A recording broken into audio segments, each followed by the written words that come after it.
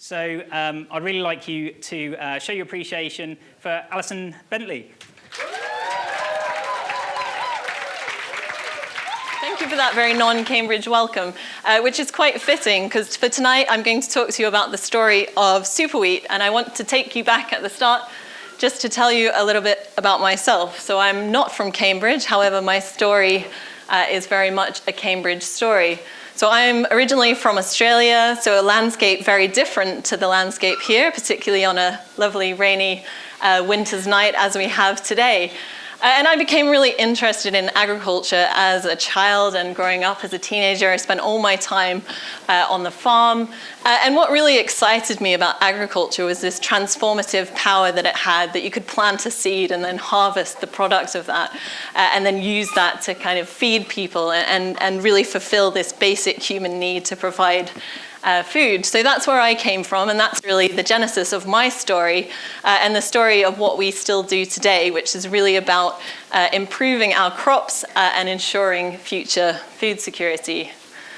So why wheat? Obviously, for most of us, wheat is a really important part of our daily lives. So I would challenge you, unless you have a dietary allergy, to say that you haven't eaten one of these things in the past week or so, or even in the past day. And perhaps you've even drunken some wheat tonight. So wheat is a really fundamental part of our food system. And we work on wheat for that very reason. It feeds a lot of people, and it makes a lot of products which we rely on in feeding ourselves and our families in our daily lives. And the story of SuperWheat, which is the title of this session today, really started for us in May 2013, when we got a rash of media coverage, something that the wheat community is not particularly used to having. You know, the front page of the BBC News website talking about SuperWheat. And I got in a taxi from Stansted Airport, and the taxi driver said, "Have you heard this amazing thing that's been happening in Cambridge?" And I said, "Oh, what's that?" You know, a new medical device or some really exciting tech product. And he said, "They've developed this SuperWheat, which is amazing." And it was one of those moments when, someone someone in everyday life has heard about the things that you do. So this is only a story kind of 7 years old, and I will talk about that tonight. But what I really want to share with you is that wheat has been really a part of Cambridge, and Cambridge has been really a part of wheat for a much longer period of time. So this overnight success story really owes a lot to a very long history of wheat in Cambridge.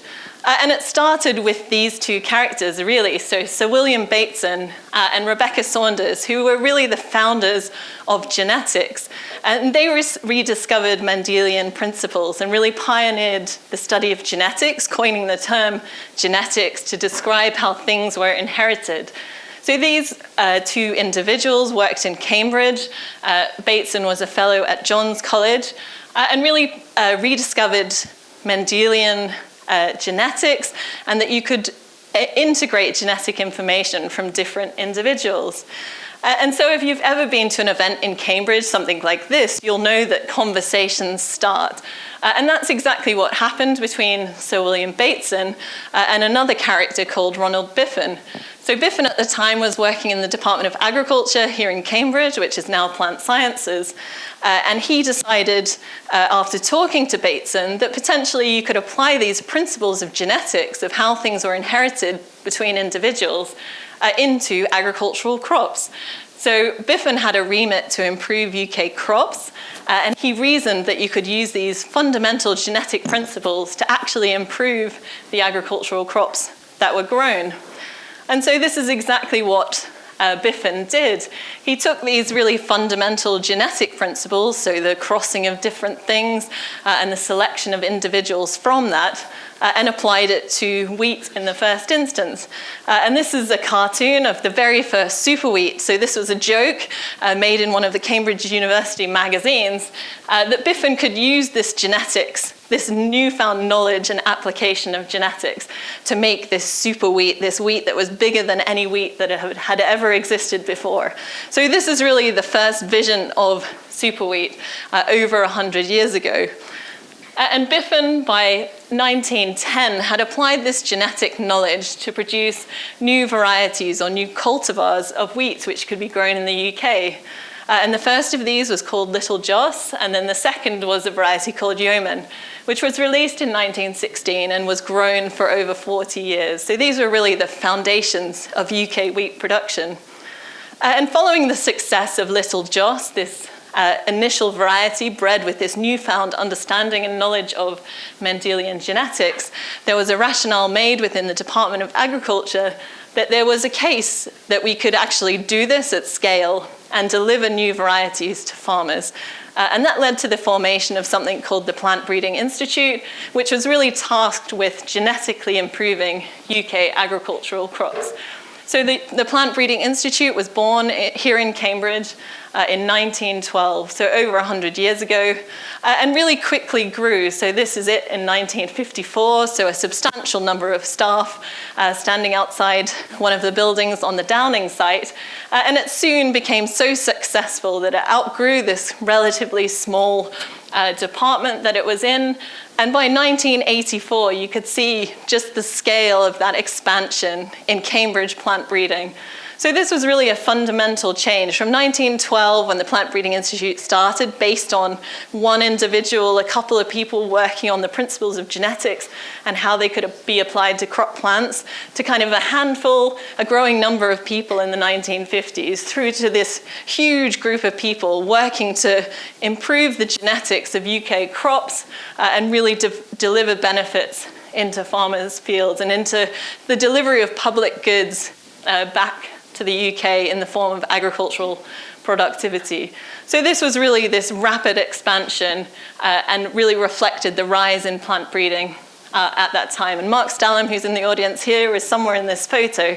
So a lot of the fundamental people working in breeding today have evolved from this group of people at the Plant Breeding Institute.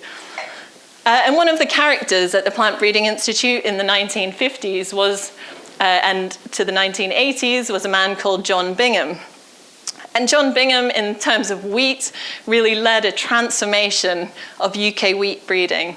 And he reasoned that if we didn't just cross within the UK wheat gene pool, if we looked further afield and looked at what was happening in France and in Germany, that we could develop even better cultivars based on the genetic variation in that more wide-ranging germplasm. And so what he did is he accessed new material and combined it in different ways with the existing varieties which existed. And this really led to a quantum leap and a real dominance of Plant Breeding Institute varieties. The other thing he did was to establish a breeding program which focused on bread making quality. So we all know that you buy a loaf of bread and it looks like a loaf of bread. And the reason it looks like a loaf of bread is because primarily John Bingham and his team at the Plant Breeding Institute bred it to perform in that way when you make bread with it. And so this breeding effort by John Bingham and the other breeders at the Plant Breeding Institute at this time led to a significant reduction in the UK's reliance on imported wheat. So a huge fall in the amount of wheat imported into the UK to make bread. And this legacy still remains. So one of the varieties developed by John Bingham is still grown and milled in the UK to supply the bread making industry.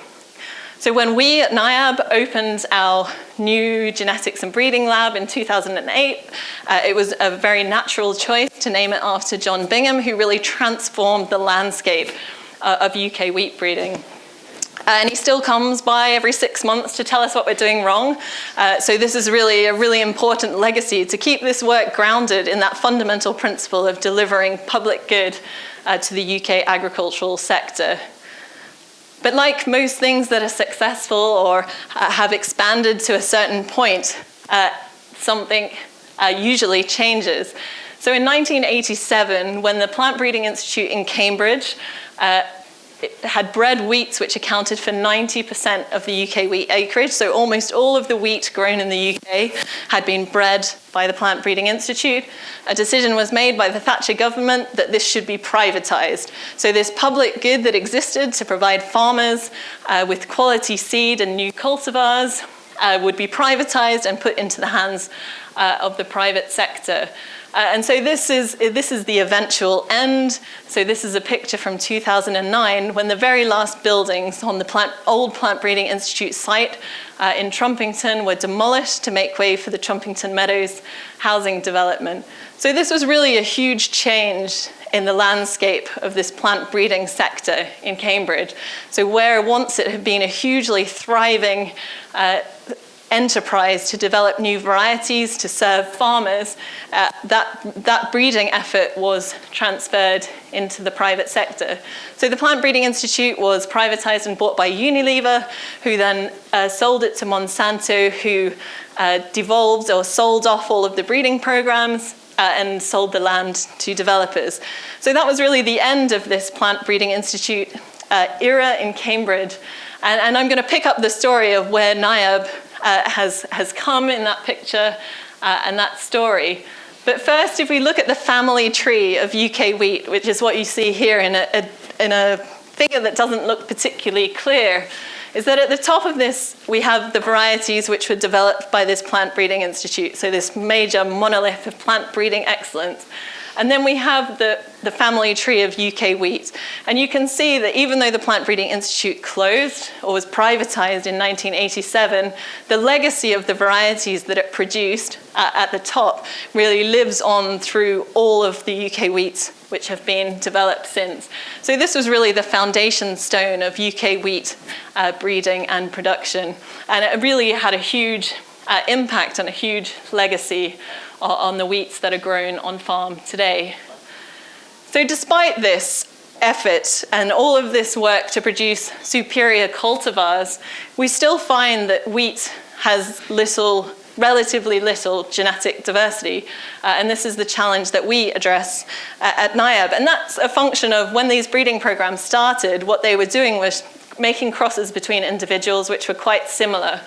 And John Bingham's program, as I said, brought in new material from France and Germany to say, can we use that variation and use it to create new combinations of genetics that can potentially be favorable.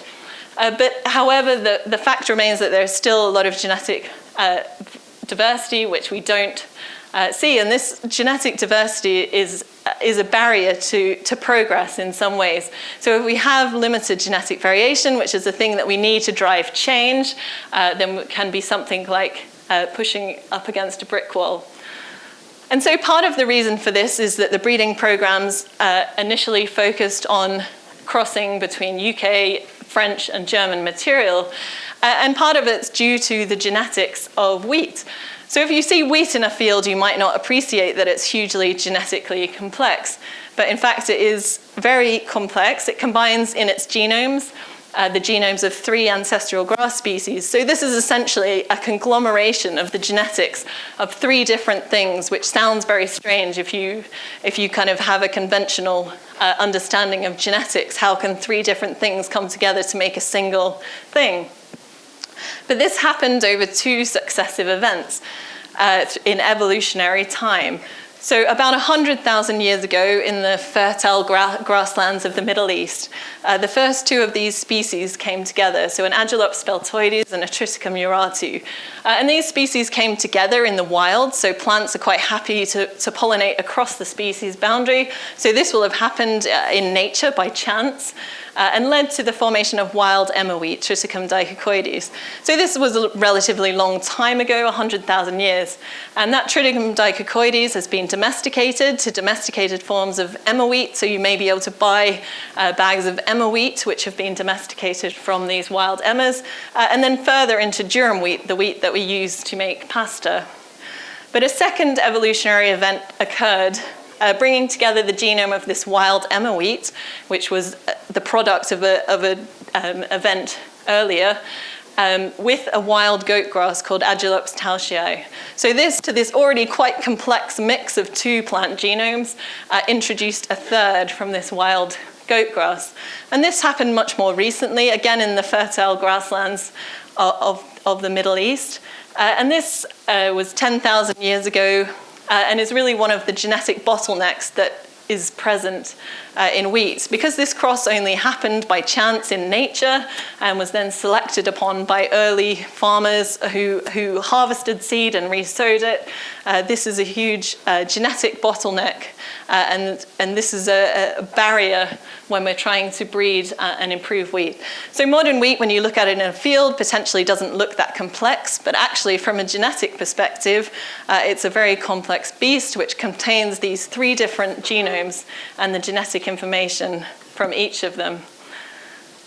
So we've talked about this goat grass ancestor and these evolutionary events, and many of our crop plants have been domesticated or have evolved from wild relatives. So if you see on the left, we have an ear of maize, which you may recognize, and next to it, teosinte, which is the original or the wild relative of maize. And you can see there's a lot of change between that teosinte, very thin plant, and maize, or something you would eat like sweet corn. So there's been a significant change in the evolution of maize. And likewise, if you go to South America and the Andes, you'll have this huge variation in potatoes. So all of these wild relatives of our cultivated species. And the same is true in the Triticale, which wheat belongs to. We have a huge diversity of natural wild relatives of these species. And this is potentially a useful source of new variation for us to use in breeding. And it's really important that we do this because the challenges that are faced in wheat production and in agriculture are relatively well known. And we've got a constantly changing set of targets that we need to address if we want to make sure that farmers are productive into the future. So we need disease resistance, we need new ways to use nitrogen, sustainability while still maintaining our productivity. And we ask wheat as a product to do lots of different things. So we want to use the same thing to feed pigs and make bread and feed chickens and grow a nice crop in the field as well. So we have this very complex demand on a single crop to be everything to everyone and to constantly evolve and constantly address new challenges as they emerge. So we hypothesize that this goat grass ancestor of wheat could be an exciting place to look.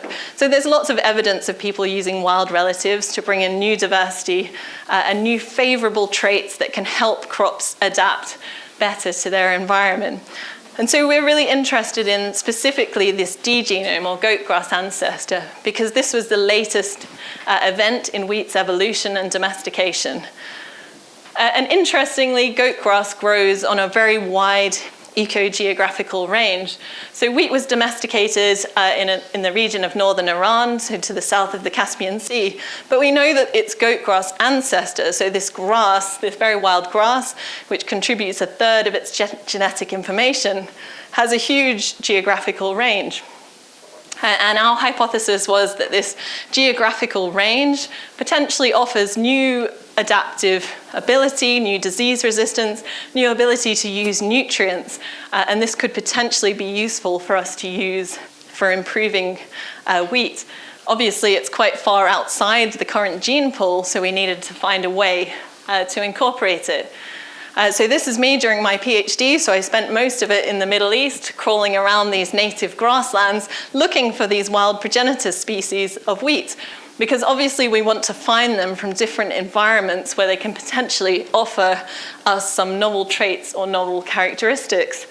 And one of the really interesting things in this region is that you can have a farmer's crop of wheat, and right next to it grows this goat grass ancestor. So these are separated in evolutionary time by 10,000 years, but you still see this wild ancestor of wheat, which contributes 1/3 of the genome of the cultivated elite variety, and they grow side by side in the Middle East, which is quite striking if you're a geneticist and want to use the variation in this left-hand side in this wild relative to improve the cultivated plant. So as I said, we needed to find a way to use the variation that was potentially hidden or available in this wild goat grass ancestor. And if you remember that wheat is a hexaploid, so it's this conglomeration of 3 different genomes which came together over a long period of time. So we needed it to be accessible through crossing, so in the same genetic constituents as the wheat that we wanted to cross it with. And to do this, we have to resynthesize wheat. So we have to go through these evolutionary events to make that variation in the goat grass ancestor accessible to breeding. And if you remember that Triticum dicocoides, this original event that brought together the A and B genomes, was domesticated to a domesticated form of emmer, and then to pasture wheat, durum wheat. So we have a starting point. We can use durum wheat, which is quite well adapted, quite easy to work with, as the donor, and we can pollinate it with the pollen of these goat grass ancestors. So obviously here again, we're going across the species barrier. We're trying to cross two things that biologically speaking shouldn't really be crossed. And what happens is you make hundreds of these crosses, and very occasionally you'll get a seed. So a successful hybridization between these three different genomes which we want to combine. But the plant identifies that that seed doesn't want to be there. It's unstable. It only has one copy of each of these genomes. So we have to extract that from the seed and then regenerate it on a growth media to produce a productive plant. We can then use a chemical doubling agent, which is extracted from crocus. So these are very commonly used in hobby horticulture to double chromosomes. And then what we have at the end of this process is what we call a synthetic wheat, which sounds like something you've synthesized, but is actually the reconstitution of this genetics of wheat. And the advantage of this is now it's fully crossable to a normal wheat variety. So we can now access the variation from this goat grass ancestor and cross it into our modern wheats and make an interrogation of that material. And obviously it's not pretty necessarily to work with these wild relatives of wheat, so they look almost nothing like you would expect a wheat to look. And it's quite interesting that these contribute a third of all the genetics in every wheat crop grown everywhere, but look almost nothing like wheat and are very difficult to work with. But you can also see that there's lots of differences in the morphologies of these plants and in their growth habits, and potentially useful variation which we could explore. So this is what we've done over a period of 10, 15 years, is to try and create these synthetic wheats to capture novel diversity from this goat grass ancestor, with the hypothesis that this will give us favorable characteristics. And in this image on the right, you can see a durum wheat. So this is the starting point for this resynthesis program. And we pollinate that with the pollen of the goat grass ancestor. And then the ear in the middle is a primary synthetic wheat. So this is the product of that cross. And you can see it's a very long ear. And then compared to that is a conventional variety, which is a much denser type.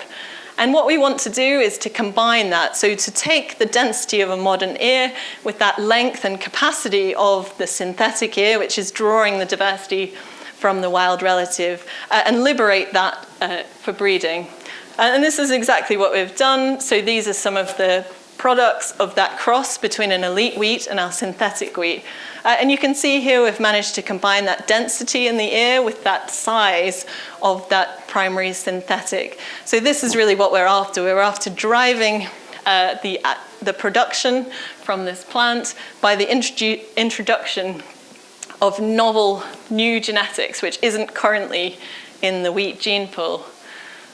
And this is a lucky numbers game. We're essentially taking 250 of these goat grass ancestors from all across the geographical range and crossing them through synthetics into UK varieties. And this is what the process of looking for a needle in a haystack looks like. So these are huge field trials where we have this material, and what we're really looking for are individuals within that which show superior characteristics. And we're now helped out because we have the ability to visualize the genetics that's going on underneath them. And in this picture, the main thing to take away is the synthetic hexaploid wheats, which are denoted SHW, have a lot more going on genetically. So the difference between the blue and red. So what we're doing, what we always intended to do, was introduce new genetic information, with the hypothesis that new genetics gives us new opportunities to recombine and introduce novel genetics and favorable traits into wheat. And then this is really what led to the SuperWheat claim, is that this material has high yield potential. So some of this material has high yield potential. And that's exciting because it's incremental yield potential against our conventional parent, which is shown here in red. But that yield advantage is conferred by going back 10,000 years in evolutionary time. So we've gone all the way back to the initial hybridization of the AB genomes with the D. So we've gone back in time and pulled forward that new genetic variation and still managed to increase the yield of the final product. So this is kind of like evolutionary time travel. We have only produced an incremental yield, but we've done this by drawing unique genetics, which isn't currently present in the UK gene pool. And by doing this, we got a lot of coverage for doing that, and some attention from the royal family, which is always exciting if you're British. Well, it should be if you're a member of the Commonwealth as well. But yeah, so this was for us quite an exciting moment, because we've done all of this work to liberate genetic variation hidden in the wild relatives of wheat. It's not easy or glamorous to do, and we can deliver it in a form that isn't perfect, but is available to wheat breeders to use and has high yield potential. So this was exciting for us, and this is what catalyzed the SuperWheat headlines. And then probably the icing on the cake was to have a cartoon in the Evening Standard, which has probably never been done by a wheat scientist before, about everyone making fun of my big ears.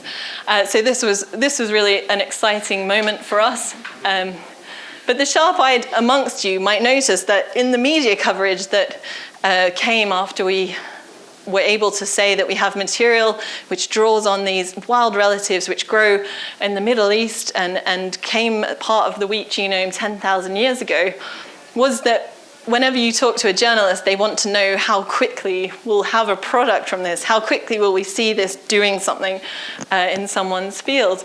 And you can see in 2013, this was all kind of 5 years away from being huge and available to everyone. So obviously the story of SuperWheat doesn't lead to fame and fortune, otherwise I probably wouldn't be here tonight. So we haven't quite got to that point. And that's because wheat breeding takes a long time and it takes a lot of people. If you remember the picture of the PBI, that was 90% dominance of the UK wheat market, but with lots and lots and lots of people. So the reason wheat breeding remains a challenge is that a lot of it relies on work that's done by hand. So this is the process of crossing. So you can see a tiny seed developing here. So these are all crosses made between individuals by hand. And we can show you how to do that in the makespace after the talk if you're interested. So this is a hugely intensive labor of love to make crosses between different wheat plants, and even more difficult if you're trying to use wild relatives. It's also requires a lot of space, and it's not necessarily, again, a very glamorous task. And at the end of it, so when you get to the end of it, all you have is thousands and thousands of packets of seed that need to be processed and sorted. So this is a thing that doesn't take 5 years. There's no such thing as an overnight success in wheat breeding. And also, I think it's really interesting to look at how far we've come, but also to kind of compare. So the PBI in 1960, so we had people kind of going through the field and hand curating the wheat nurseries, and this is us just a few years ago doing a very similar thing. So these things are still really based, especially for this preliminary material, these original crosses is still based on very highly labor-intensive efforts.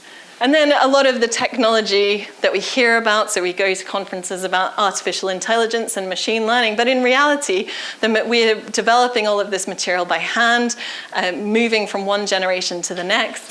And the most valuable early generation material is kind of a few plants in a field, so these have to be harvested by hand. We use some very highly innovative phenotyping techniques, so some sawn off bits of PVC pipe is kind of the highlight of that. And then the end of the process is really the production of loads of seed. So this is very kind of low, that you get a huge bag of seed is the thing that you get if you've done your experiment or your breeding program well.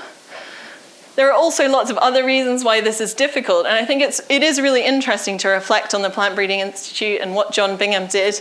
And when he was working in the 1970s, he was saying the problem with trying to increase yield is that everything you do changes something else. And the law of unintended consequences is definitely at play in wheat. So this is work that he did, which showed if you increase the grain weight, then you reduce the number of grains per ear. And we have all of these trade-offs going on, which are very difficult when you're trying to breed something for superior characteristics. And we do hear about a new wonder gene which is going to do one thing, but actually to understand all the things that it doesn't do, or all of the things it complicates, is really important. And we do a lot of work on nitrogen, and this is very true. So we try and make the flowering time earlier, but then all of these other downstream consequences happen. So breeding isn't about a single thing. It's about trying to move in the best, most positive direction whilst causing the least number of unintended consequences. And it's also very difficult to work with wild relatives. So you can see in this picture in the middle, these are seeds of a very valuable breeding plant which have shattered all over the ground. So when you work with wild relatives, they have some of the domestication traits that have been bred into modern cultivars are not necessarily there. So we end up with seed lots all over the ground. And we do see some beautiful types, so this purple wheat on the left, or ears of wheat, which have kind of multiple grain sites, a huge yield potential, but it's very difficult to make this genetically tractable. And it needs to be genetically tractable for us to be able to use it repeatedly in a breeding program. So these are things that we find it very difficult to catch, even though we can see them in the field in a year. They're not necessarily that easy to catch as we go through a breeding program. And the reputation of agriculture, and especially broadacre cropping, is under fire a lot in the press, and perhaps deservedly so. So we have really a changing landscape of agriculture and a need to do this kind of fundamental work in order to safeguard us against some of these things. And some of the problems, again, are the law of unintended consequences. So nitrogen is a huge polluter, as you see here. Agriculture is a major source of nitrogen pollution. But why do we use nitrogen in wheat production? And we use it because we want gluten. And we want gluten so we can make bread. And so if we take the nitrogen out of the system, we're not able to do that. So gluten is a protein polymer that's made up of two parts. One gives the structure, and the second determines how that structure interacts. And so it is the ratio of those two components of gluten which determine if you can make bread or not. And the gluten is really driven by the availability and supply of nitrogen. So all of these things, we can take nitrogen out of the system, but then it would be very difficult to produce reliable wheat, which we can make bread out of. So all of these things are highly interacting and highly dependent on other things. And we're looking at some novel ways to improve grain quality and also to reduce the nitrogen demand of wheat cultivars. And this is some work which you can also see in the make space. So if you see a grain, you've got an endosperm, which is the starchy part, and the embryo. And this is really interesting because the embryo is the place where all of the nutrition is held. So all of the minerals and the oils and the micronutrients are held in this embryo. So ideally, if you want to make healthier bread, a healthier wholemeal, you would enhance the nutritional value and the size of the embryo. And Beata, who's here and will be showing this at the Makespace later, has identified these mutants with much higher embryo sizes. And we hypothesize that those will provide better nutritional content than lines with smaller embryos, because we can kind of load the nutrition into the grain that way. And this is an example of some of our work which is really at scale. So really trying to understand how we can reduce some of our nitrogen impacts by understanding this link between what happens with the final grain and what goes on to that crop, and how this can be optimized. So a farmer can still make money, a farmer can still add nitrogen, but that they can optimize that nitrogen to reduce the environmental cost while still maintaining the ability to make bread and to do things. And we're also introducing new technology, so we're really interested in kind of low-cost technologies. And this is another thing that you can see in the Makespace after the talk. This is one of our biomaker team, Larry, who's developing kind of automated phenotyping tools to try and move away from these PVC pipes that we use in the field and kind of upscale our technology and how it can be applied. And we're also really excited to be working with other people in Cambridge. So this is EcoSense, which is a small spin-out from the Department of Chemistry, trying to develop novel sensors for use in agriculture.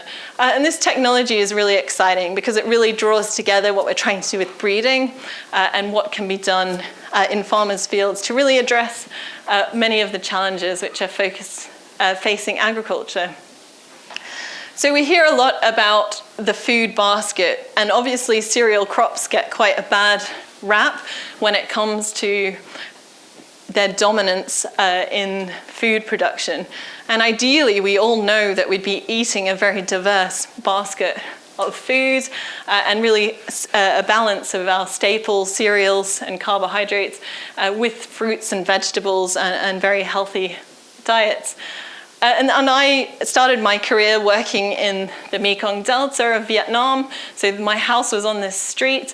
And I was working with farmers to really try and understand that balance between staple crop production and the production of higher value crops, and how this could really help in a development context deliver more sustainable nutrition for communities and improving livelihoods. And I worked with lots of farmers, which was really interesting.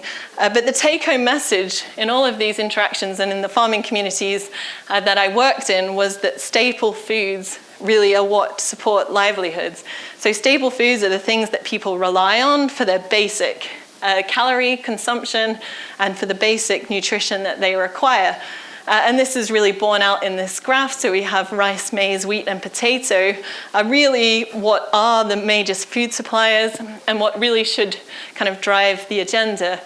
And this is very true when you also look at people who are living on the margins or who will be hungry in future. So it really, for us, emphasizes why we work on these staple crops, because although we recognize the real importance of a food basket, of having a diversity of food and in an ideal diet, the staple crops that we grow and provide are really able to fulfill a major calorie need, and improving them and improving their imprint on the environment and the nutritional quality is a really big priority in the work that we do at NIAB.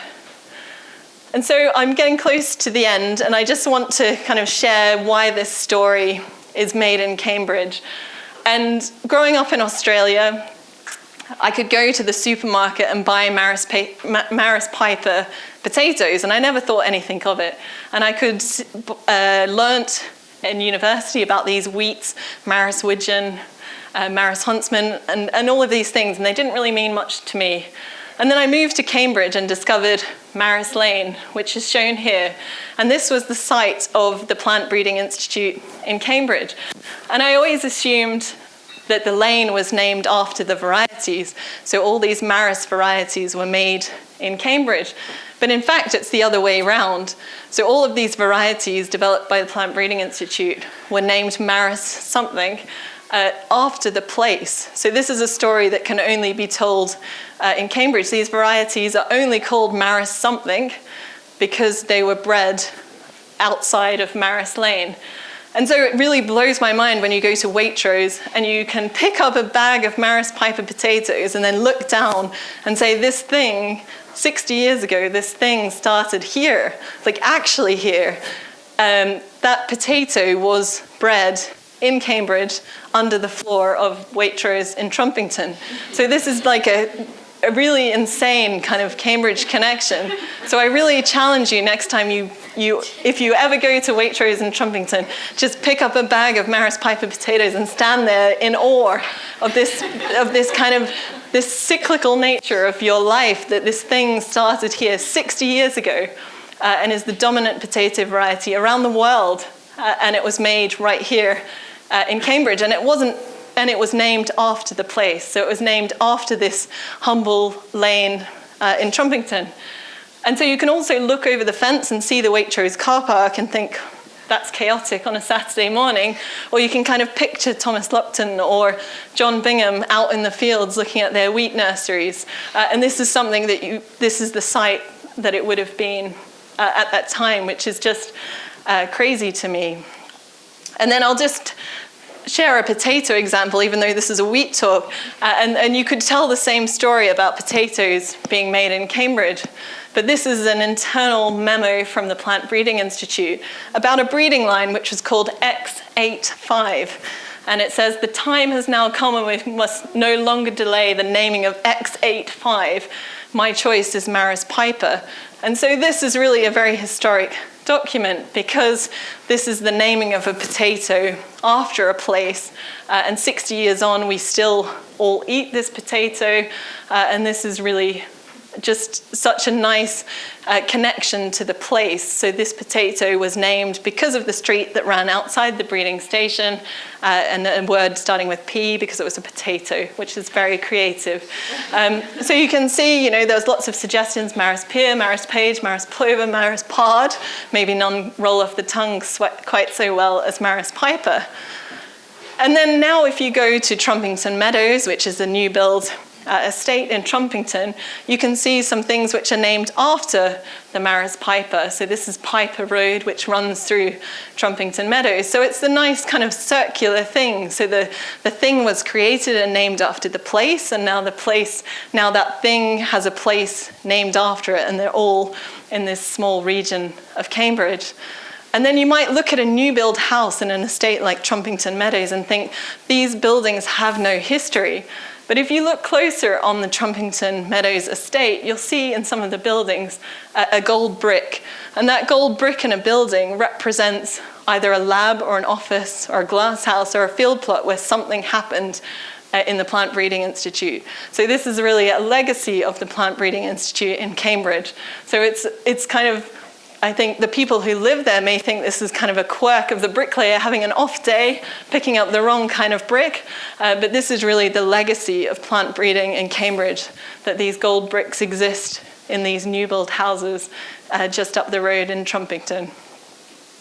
And the final thing that I think is really cool is that the early work which really led to the naming of genetics to describe the study of heredity by Bateson and by Rebecca Saunders, this work was done at the Botanic Gardens in Cambridge in these experimental plots. And the work of Rebecca Saunders used stocks, and she made crosses between lots of different things in these kind of what were called garden experiments. And these garden experiments really laid the foundation of genetics, which is quite exceptional, that the Botanic Gardens was the place where these garden experiments were done.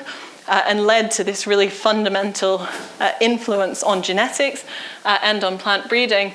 And plant breeding is still something that you can do in your garden. So Nick, who's here, this is his allotment. So he's making lots of different crosses of different types of wheat and eating the products. So plant breeding is something you can still do in Cambridge or wherever you live. And it's really fueled by genetics and is really something that's accessible and can produce new and tangible things. So that's all I'd like to share with you tonight. Thank you very much for listening. I hope next time you look at a loaf of bread or a bag of potatoes, you'll understand that that has a lot to owe to being made in Cambridge. And at NIAB, we're continuing to ensure that public goods delivered to plant breeding to ensure that future wheat is also made in Cambridge. Thank you very much.